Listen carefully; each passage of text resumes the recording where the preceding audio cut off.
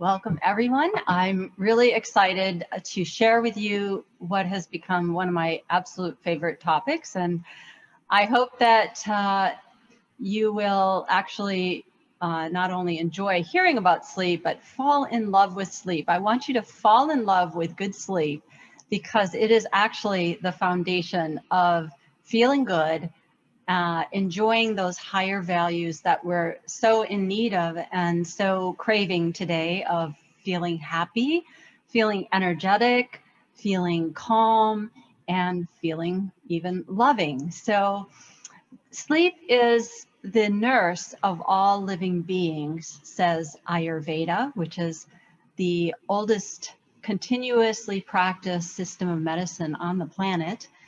And Ayurveda originated in India and is still practiced there, but now really all over the world. And Ayurveda gives us some extra tips that have not yet been discovered by Western medicine.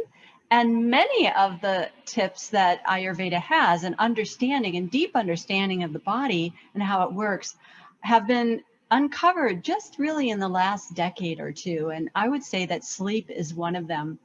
Sleep is, even when I was in medical school, sleep was kind of, well, we need sleep. We're learning a bit about it. Here are the 4 stages of sleep. But really why we need sleep and what happens in the body and the brain during sleep have been elucidated more and more. Very ingenious experiments. And I want to just tell you that one of my favorite books of this year, for me, is a New York Times bestseller called Why We Sleep by Matthew Walker, who's a professor at UC Berkeley. And this is a very fascinating book, and I would encourage every one of you to read it. You will gain a much greater respect for sleep than perhaps you've ever had in your life.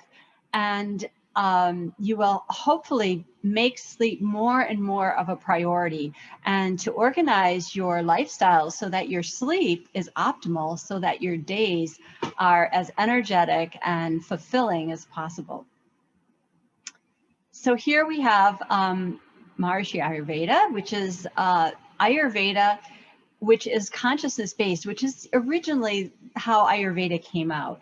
And it is coming from the same tradition, the Vedic tradition of yoga. So they come from the same deeply rooted spiritual foundation. And spirituality here we mean by the knowledge and science of consciousness. And Maharishi Ayurveda includes many approaches from the mind as well as the body. And I'm going to be sharing with you some of my favorite tips today for sleep. And I will say that most of what I'm sharing with you is not simply something that comes from a book or is just out there on the internet, or science or research papers, of which I've read many and they've been fascinating.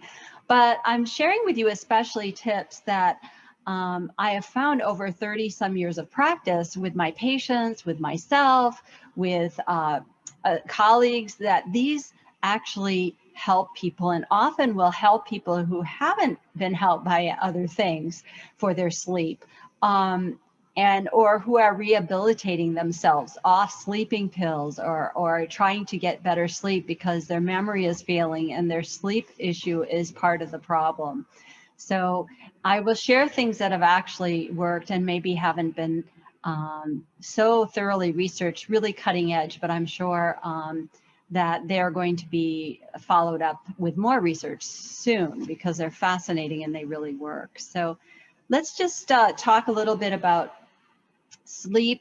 Melatonin is a popular over-the-counter hormone that we can get in the US. In many countries, it's only by prescription because it's very potent, but it's also basically very safe. And melatonin is our own hormone that gets secreted in a circadian pattern, which means it cycles through the 24-hour day and night cycle.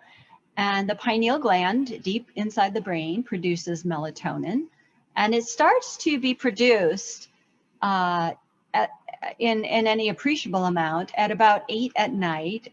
And you see an increase quite a dramatic increase between 8 and about 10 or 11.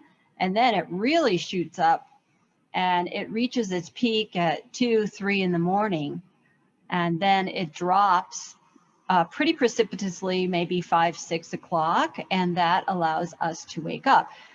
Melatonin doesn't actually cause sleep, but it's a signal within the body to all the cells and coordinates the whole body with that message. It's sort of like the dinner bell. You know, you ring, they ring the dinner bell, your mother rings and all the kids run to have dinner. That's what's happening when melatonin gets secreted. All the cells go, oh, okay, it's time to shut down. It's time to get rest. And what really makes that signal powerful is the change, the delta, so to speak. The change, the sudden change from very low level to boom, all the way up to high levels. This period is when the body is getting that signal it's time to go to sleep.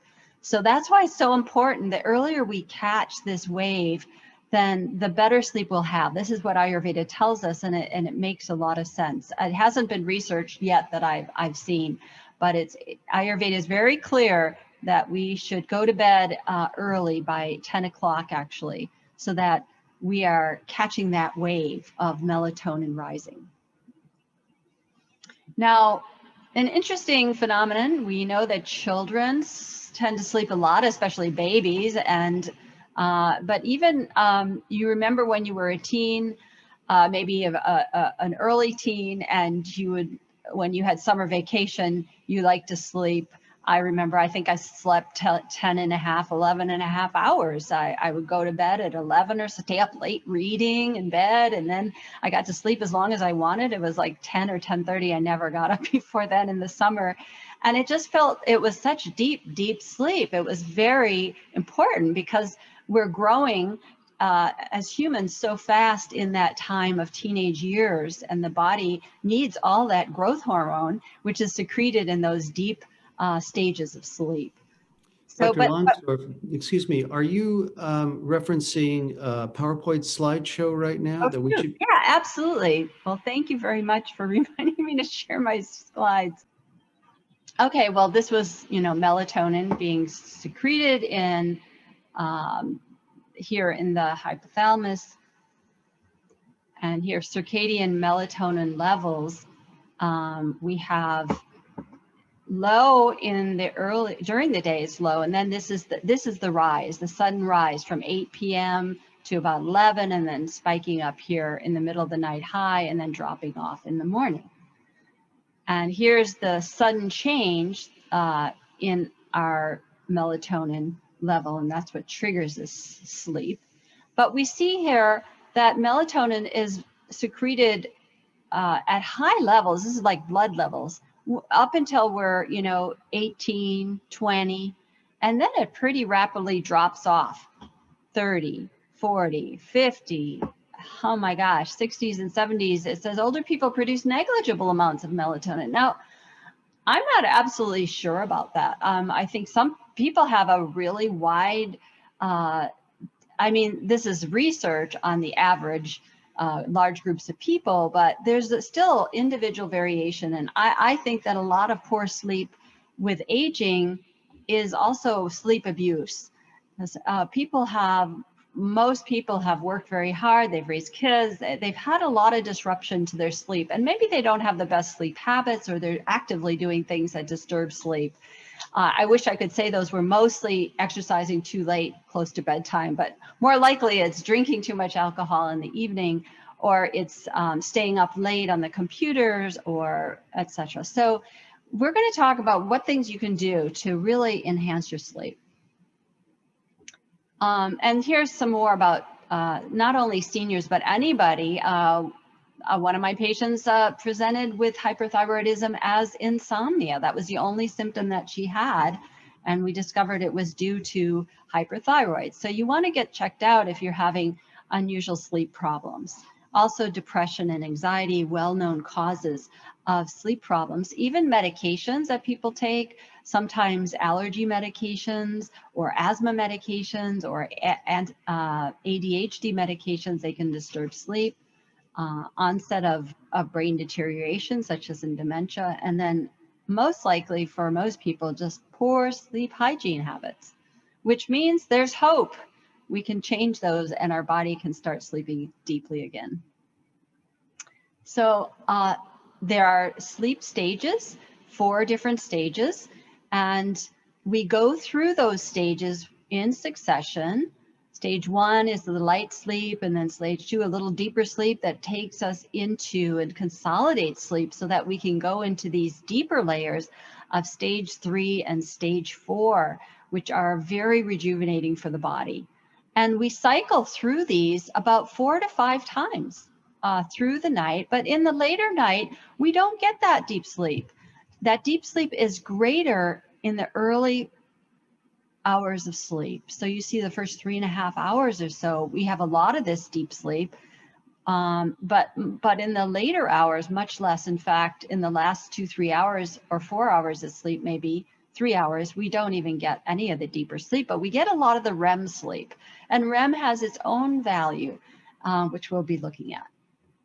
REM is rapid eye movement sleep. You've probably heard of it. That's when we dream.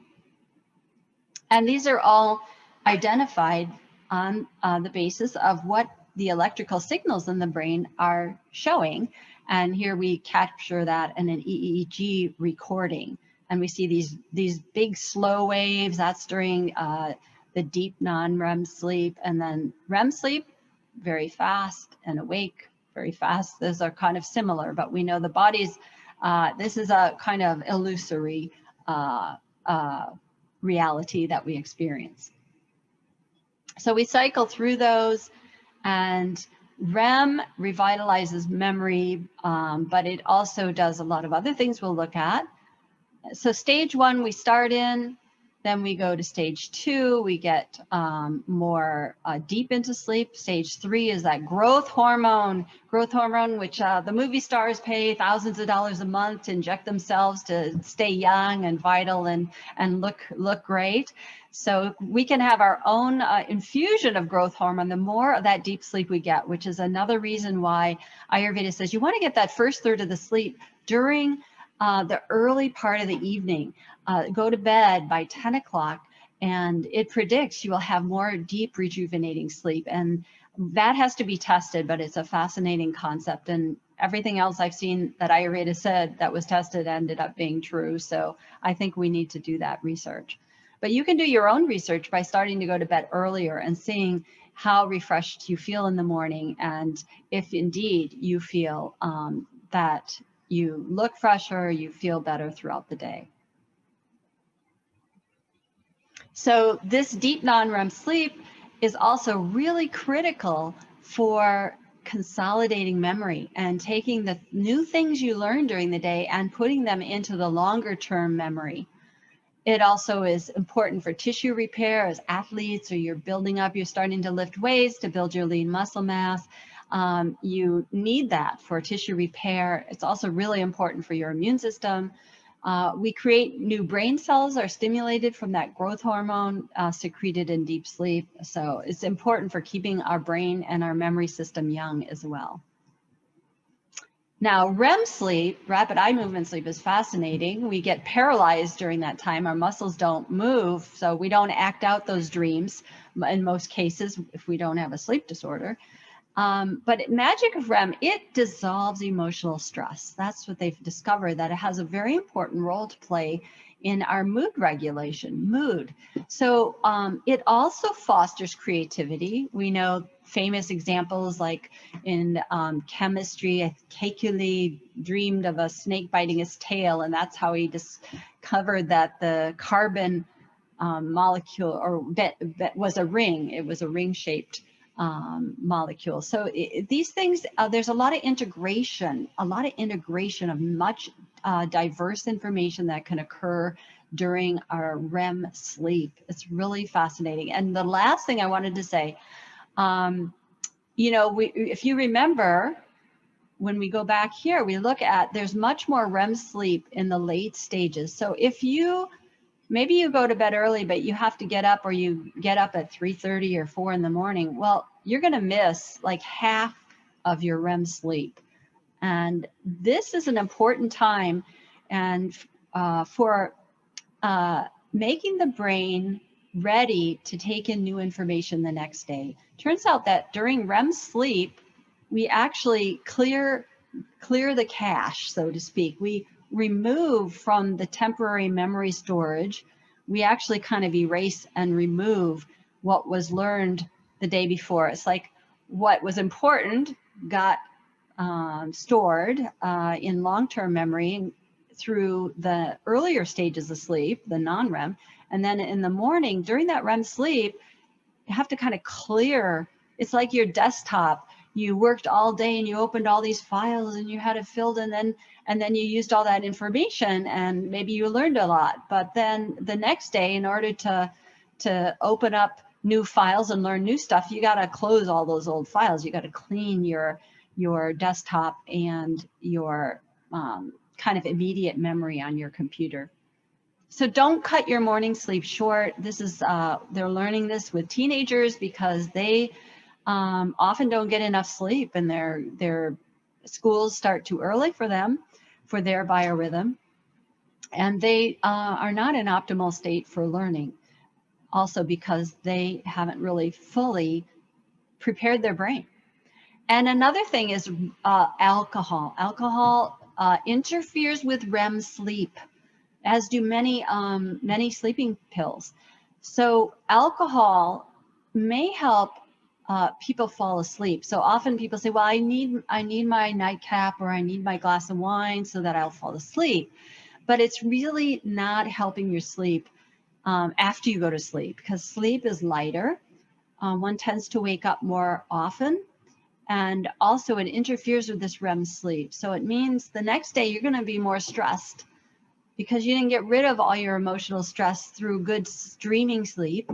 So you might be more likely to want to have alcohol again. So, and then your vicious cycle of inflammation and all sorts of downstream negative effects for your sleep and your memory also.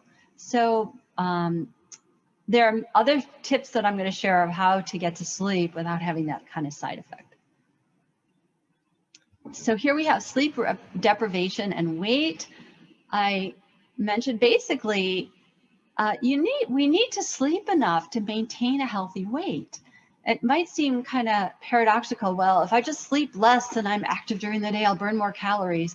But it doesn't work that way, because when we get sleep deprived, we have hormonal changes that cause us to want to eat more.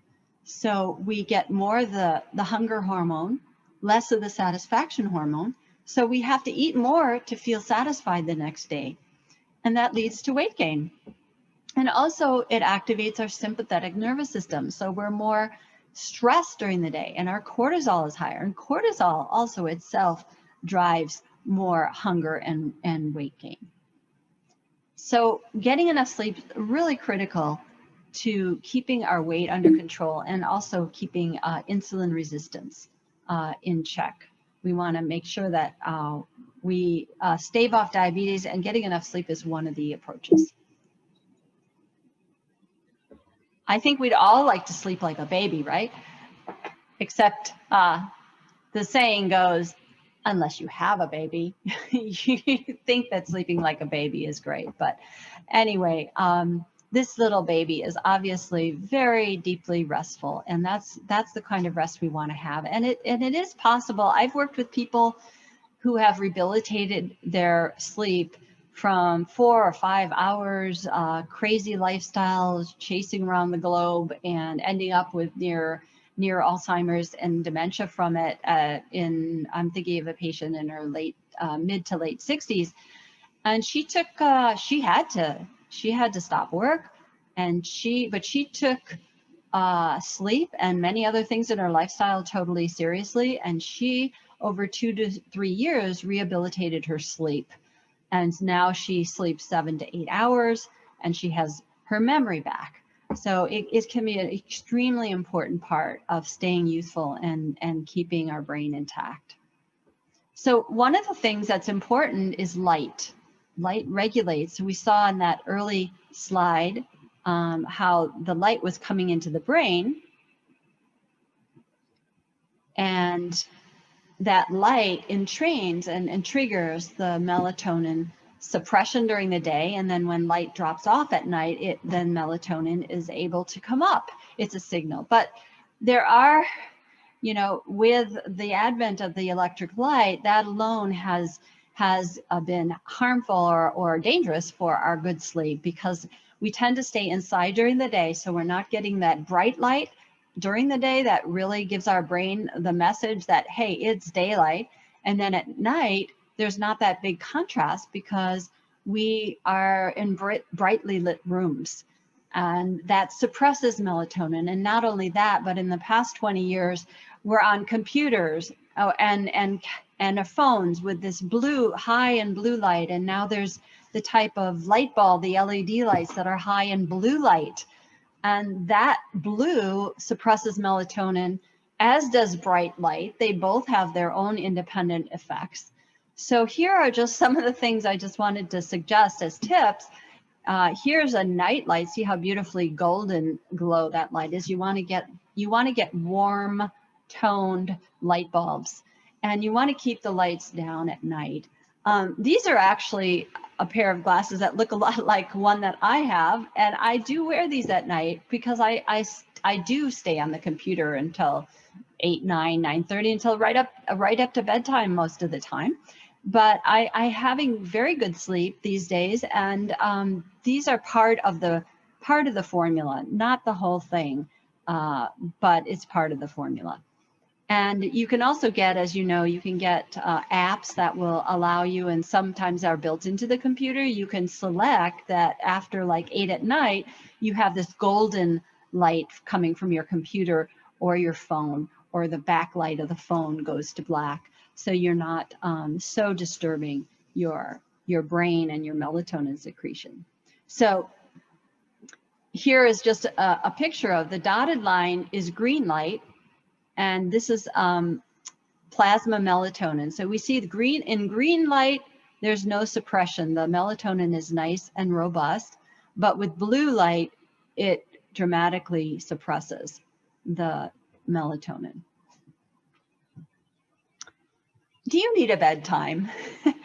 Dr. Matthew Walker, the Berkeley professor, who is a sleep researcher, I showed you his book, Why We Sleep. He suggests that we set an alarm at night to remind us to go to sleep. And indeed, I go through periods where I set my alarm on my phone here, and I signal myself, okay, I have a little alarm. Okay, time to turn the computer off, time to start getting ready for bed. And it can be very helpful because we can get lost in whatever we're doing. And we do need a bedtime. Researchers say that one of the most important, or even if they could only give one recommendation for sleep, they said keep a regular bedtime. And Ayurveda is so in line with that, or shall we say that is so in alignment with Ayurveda, which is the knowledge of life. Ayur means life and Veda means knowledge. It's just, it's like the science of life, just like we have a science of chemistry. It's the science of life forms and how they work. So anyway, we want to have regularity, and Ayurveda gives us this special Ayurvedic clock, and it tells us that there are different times of the day.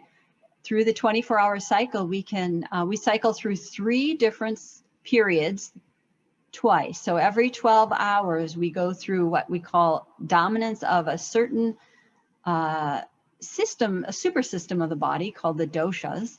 We won't go into detail on that, but the point is that between 6 and 10 is the kapha time, meaning the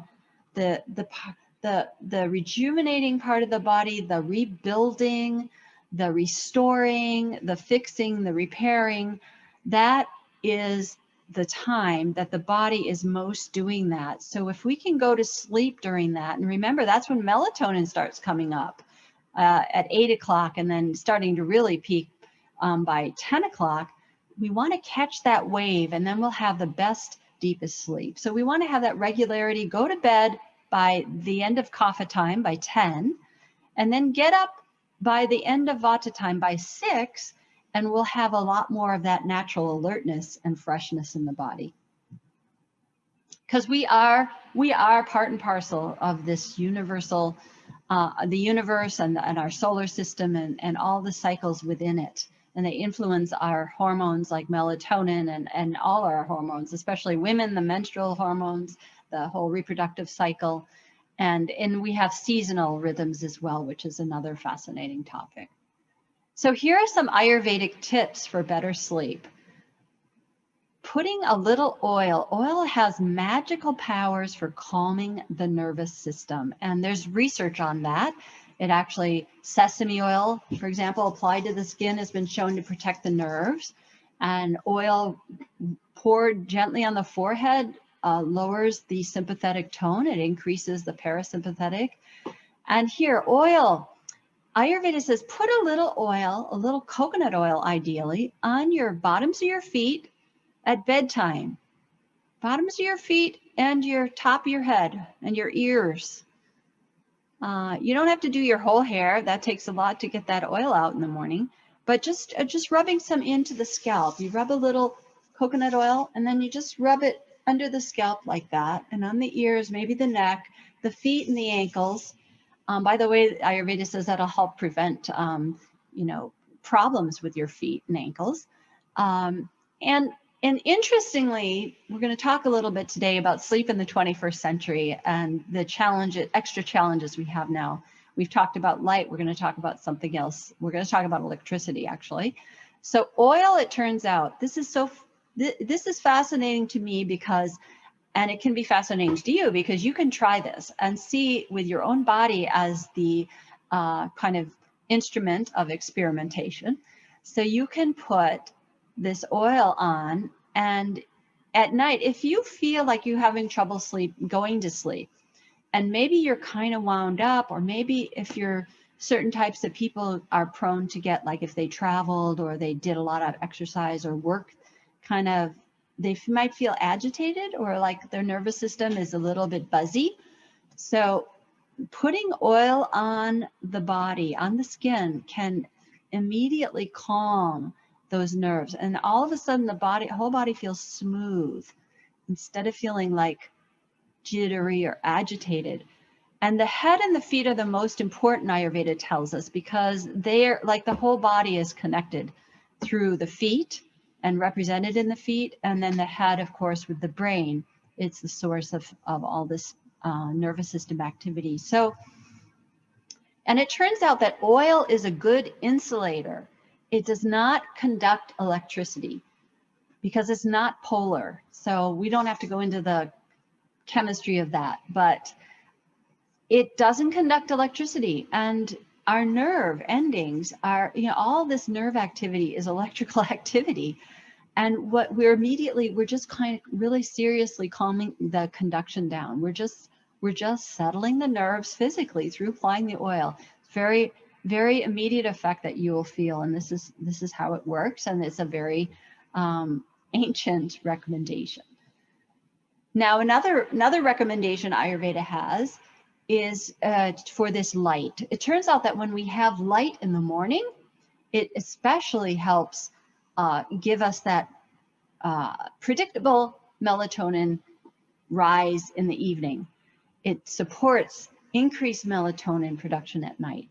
And Ayurveda says that we should take that walk in the morning or go outside in the morning. Research shows that actually 20 minutes of light before noon, even without exercising in the light outdoors, has a significant effect to normalize body mass index, body weight. So people who get outside in the morning control their weight much more easily than those who don't go outside, even when they control for the same number of calories in the day and the same amount of sleep at night. Very fascinating research from Northwestern University. But here we have Ayurveda telling us years ago, this is a great Ayurvedic physician and all his students around in the forest. And one of his students asked, is there anything that, is like a panacea for health? And the great Vaidya Charaka said, yes, wake up early in the morning and take a walk in the light of the rising sun. Suitable for all ages, can be done in all seasons, with proper gear, and everywhere in the world does not cost anything. So try it. I'm telling you things today that, will, if you start to implement these, they're going to benefit your whole body health as well as your sleep. And there's, millions of things you can buy on the internet, supplements, and most of them don't help most of my patients in my experience. But these kind of whole life changes do make a difference. Here's another simple thing you can do. Take a hot bath before bed. Now, isn't that paradoxical? I'm saying temperature, keep it cool, and then I'm saying take a hot bath. Well, it turns out that the hot bath brings your blood to the surface because your body starts to try to get rid of heat. So when you get out of the bath, you actually dissipate heat from your body quite quickly. And it helps drop your body temperature, which is an essential part of going to sleep. So if you have trouble getting to sleep, you could try the hot bath, and also keeping your bedroom cool, and maybe doing other things just to cool off before bed. And also don't exercise too close to bedtime if you have trouble getting to sleep, because that heats your body as well. So people, even healthy people not with sleep problems, will fall asleep 20% faster with proper cooling of their body. And a little side benefit is it increases that restorative deep sleep where we get the growth hormone and we remember better from it by 10 to 15% just by taking the hot bath before bed. Isn't that fascinating? And for those of you who know Ayurveda, do the oil massage before you take that hot bath. You can apply oil all over your body and then jump in the bath, and then you've got a double sleep support going. So an Ayurveda says, without proper diet, medicine of no use. With proper diet, medicine of no need. One of my very favorite aphorisms. And just meaning, don't eat too much in the evening that you have indigestion. Don't eat too late because the digestive process also can keep you awake. So, good to eat your dinner by 7 and crawl into bed by 10. Just some nutrients I wanted to quickly mention. Magnesium can help people fall asleep. Many people are actually deficient in magnesium, and that increases stress and cortisol and decreases the calming neurotransmitters in the brain. So taking magnesium can be helpful for sleep. Serotonin, we've heard a lot about that. Serotonin is the direct precursor, the pre-molecule to melatonin. 90% is created in the gut, which gives us indication that we've got to attend to our gut health as well for best sleep. If we have indigestion or we've got gas, bloating, poor digestion, then that can affect sleep. And probiotics may be also helpful. And interestingly, some foods, cherries, especially those cultivated in Spain, contain various levels, depending on the brand and the season and where it was grown, of serotonin and melatonin. So you can get those naturally by having cherries. And it's been studied scientifically. It increases speeds up the time it takes to fall asleep and helps promote better sleep. 5-HTP or L-tryptophan, there's all sorts of research on that. That can be helpful for people with their mood as well as with sleep. And too much detail to go into, but it's something you could ask your doctor about. Now, we know about the idea that L-tryptophan, which is an amino acid, meaning it's a component of protein, that we say, oh, well, maybe, warm milk at bedtime is an Ayurvedic tradition. And many people are going for the golden milk now, which means the turmeric added, which is anti-inflammatory. And then we see some cardamom seeds here, which are also balancing and traditional in Ayurveda, some ginger root here, cinnamon. So, golden milk, can that give good sleep? And we've heard, well, tryptophan is high in milk. So it can, and maybe just the warmth and sometimes having something with carbohydrate as well as with protein at bedtime can help sleep, because carbohydrate tends to promote melatonin and good melatonin, serotonin. There's also something that's in milk is a protein called lactalbumin, and human milk, actually mother's milk, 22% of the proteins are alpha lactalbumin, and they're very promoting of melatonin. So that's probably one reason why babies sleep so well when it nurses, and when it wakes up, if it nurses, it falls back asleep. It's not just that it was hungry and it got food, but there's actually sleep promoting elements and proteins within mother's milk. Cow's milk has a little bit, maybe 1/7 of what's in human milk, but whey protein, even from cow's milk, whey protein has 17%, almost as much as human milk. So possibly, I think, whey protein may be something, if you need a protein supplement and you tolerate it, that may be something in the evening also that would help you get better sleep. Omega-3s also have been shown to promote good sleep. One can get it from algae supplements if you are vegetarian, and that carries a fair amount of DHA. And shown, a study in school children showed that higher levels of these omega-3s gave better sleep as well as better memory and even higher IQ. All right, so 21st century, in search of deep sleep, I think that the degree of memory problems today, degree of sleep problems, yes, memory problems too, is epidemic. And when I took a trip to California and saw young people, a lot of young people in consultations about 5 years ago, I was pretty shocked that I saw quite a few 20-somethings who were having insomnia. And that's something I usually hear from my, patients in their 40s at the youngest, and much more in the 50s, 60s, 70s, and beyond. But even very young people. So it made me start to think, well, what's going on? How are they living their life? What's impacting them that they're having so much trouble falling asleep when they still they're supposed to be still on the top of that melatonin curve. If you remember, that melatonin is much higher blood levels at night in our younger years, especially through the 20s. So today, 27% of adults say that most nights they have trouble sleeping, and 68% say at least once a week.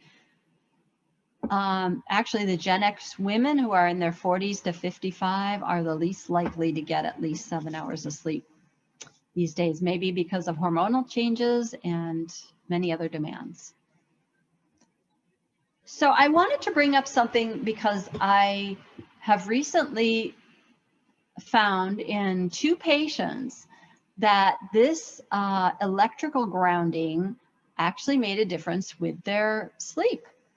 And when they'd had very long-term light sleep, waking up, sometimes trouble falling asleep, really kind of having to work on their sleep really hard. And even though they were going to bed early and doing a lot of the right things, they weren't sleeping well. And this taking care of the electrical system made the difference for them. Now they're sleeping great, 8 hours, sometimes 9 hours, without any problems.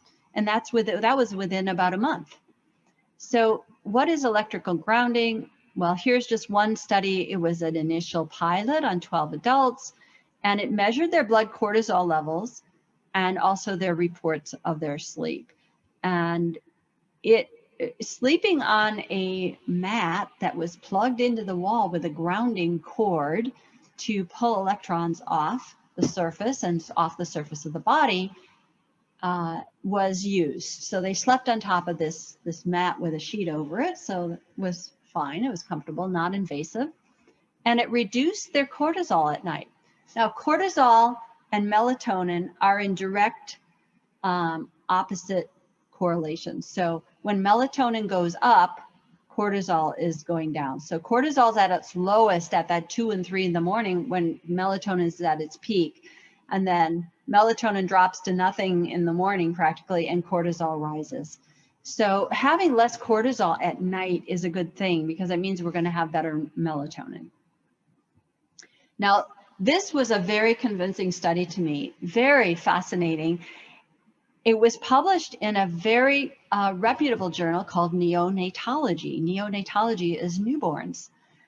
And these were premature infants, and they studied 20 of these newborns who were in incubators in the neonatal intensive care unit.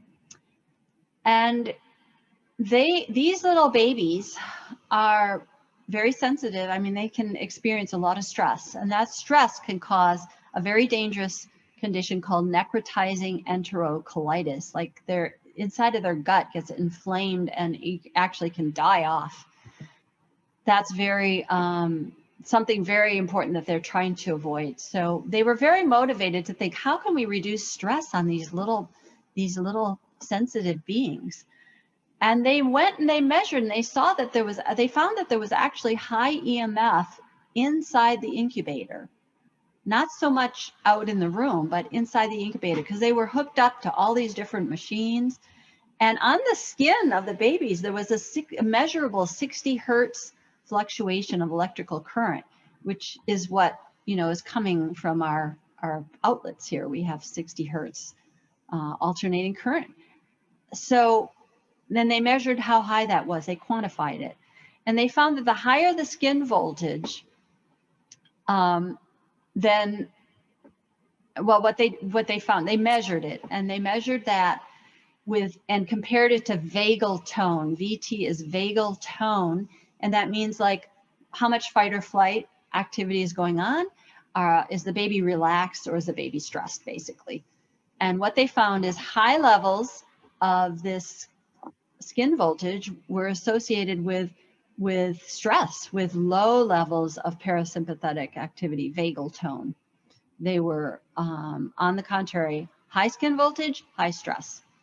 And what they found is when they grounded, they put this little mat under the baby and they grounded him. The babies improved in their vagal tone dramatically. And they measured before, so high skin voltage, high stress. Then they measured during. Skin voltage went diminished to a fraction, and the vagal tone, or the stress level, also. And then afterwards, when they took the grounding away, everything returned to what it was before. So they concluded that electrical grounding calms the nervous system, basically, and may improve resilience to stress and lower the risk of neonatal morbidity, meaning, disease in preterm infants. So there is some initial evidence that our nervous system reacts to these electrical signals, and some people more than others. Some people will have sensitive nervous systems, and other people won't be so sensitive. But if you're having trouble sleeping and you're trying everything and you're not doing obvious things that disturb your sleep that you need to immediately change, you might want to try something like this. And here is a company that sells this. I don't have any connection with any of these products today, but I'm just sharing with you what I've learned through my patients. So Ultimate Longevity is the website. You can check it out. I think they may have a 30-day policy of return, so you could always try it, and if it helps your sleep, you'll know it within a few nights, and if it's not going to help your sleep, you can send it back. One of my patients, I'm just going to share this with you. A lot of people are using their phones and other things to try to track their sleep, and she didn't want a phone in her bedroom, and she didn't want Wi-Fi or Bluetooth transmitting from her head during the night. Very wise woman. She found and researched, this is not the cheapest one, it's a few $100s. It's at dream.com, dream spelled with 2 E's, no Wi-Fi or Bluetooth, and it tracks how much time you spend in deep sleep, or REM sleep. And she finds that feedback very helpful, and she's come off Ambien, which she was on for over 20 years, of sleeping pill, and she's cut her evening wine down from 3 to 4 glasses, a half a bottle a night.